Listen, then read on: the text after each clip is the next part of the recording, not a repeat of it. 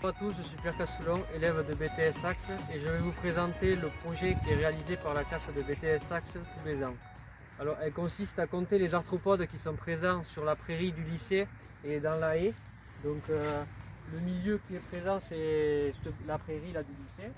Et derrière, on a un champ qui est souvent cultivé en maïs et bordé d'un ruisseau, le Bruscos, et de la haie ici présente qui représente la ripisylve. Donc ces prélèvements se réalisent selon deux méthodes.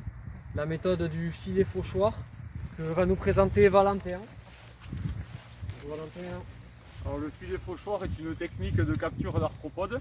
Elle se réalise sur un quadrat de 5 mètres par 5 mètres. Alors on doit passer le filet 3 fois sur le sol. On ferme de suite et l'objectif est de prendre les insectes capturés.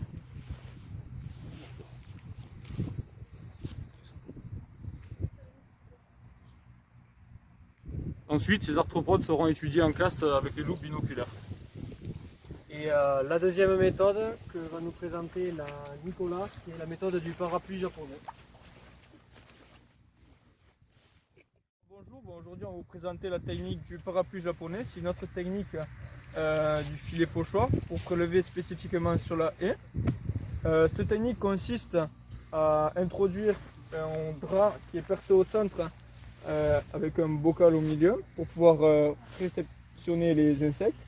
Donc on va positionner ce drap dans la partie inférieure de la haie et ensuite grâce à un bâton, on va taper 3 ou 4 coups pour ensuite faire tomber les insectes qui sont dedans et les récupérer ainsi dans ce petit bocal qu'on introduira après dans l'alcool pour les conserver et pour les étudier en cours. Donc ces prélèvements permettent de montrer quel effet a la...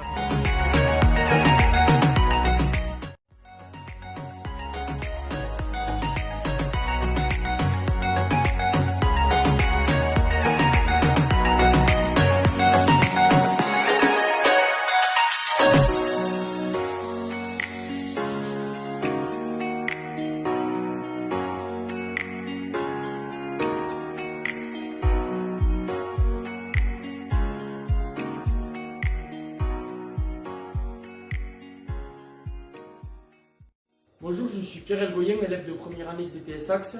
Et comme prévu, on se retrouvait ici au labo pour exploiter les arthropodes capturés sur la première partie du TP qui s'est déroulée à l'extérieur. On va se rapprocher du groupe de Nicolas, Mathieu et Maxime qui vont eux nous détailler à quoi cela consiste. Alors, nous avons prélevé les différents arthropodes dans le milieu la semaine dernière grâce à deux techniques différentes. Et maintenant, nous allons les compter catégorie par catégorie afin de pouvoir établir un tableau de pourcentage qui permettra d'indiquer le pourcentage d'insectes et d'arthropodes présents dans le milieu. Mathieu, explique-nous donc ce que sont les arthropodes.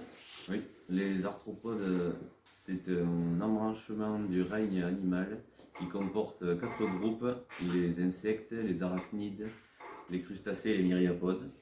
Nous avons majoritairement trouvé des insectes et des arachnides. Maxime va nous montrer comment les observer à la loupe. Pour cette analyse, nous disposons d'un verre de montre, nos échantillons.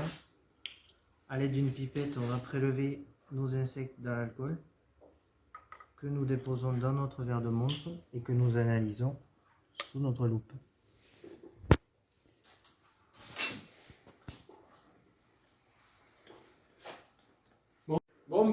Cette étape a été réalisée par différents groupes et maintenant nous allons nous rapprocher d'Alexandre et Clément qui eux vont nous expliquer les résultats de la mise en commun de tous les groupes de la campagne 2020 ainsi que des 5 dernières précédentes.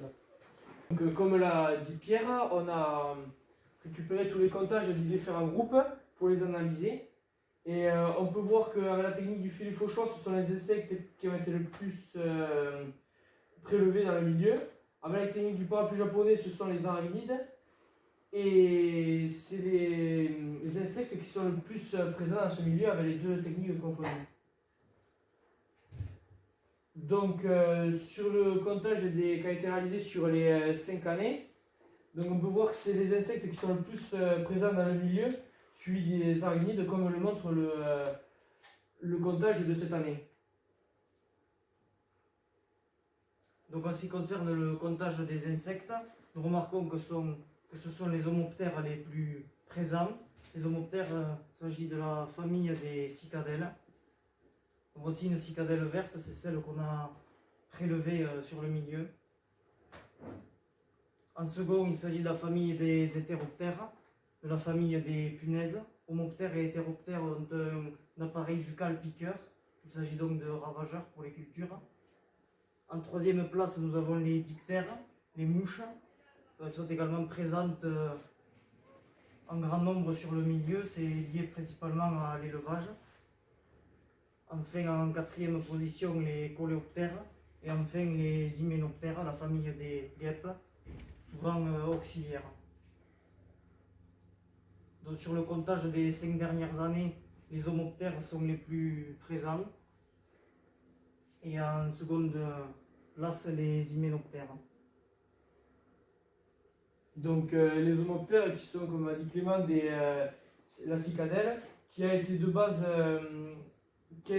prélevée avec la technique du parapluie japonais, donc dans la haie, et qui maintenant on la retrouve de plus en plus dans la technique du filet fauchoir, donc sur la prairie.